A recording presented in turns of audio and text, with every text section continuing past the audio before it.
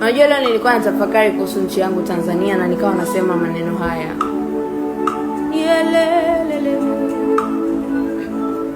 Najua Bwana anatengeneza njia, anatengeneza njia juu ya nchi yangu. Najua Bwana anatengeneza njia,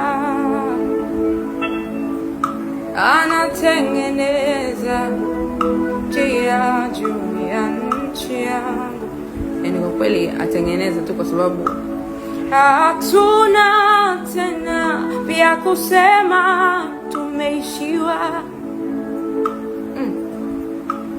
Akili zetu zimefika mwisho kabisa. Ndiwe Yahweh, Alfa na Omega.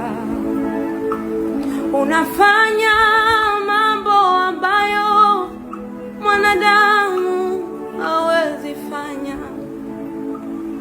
Utatoa faraja ambayo mwanadamu hawezi toa.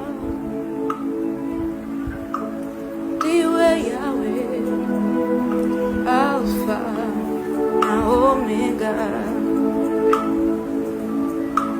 Ndiwe Yahweh.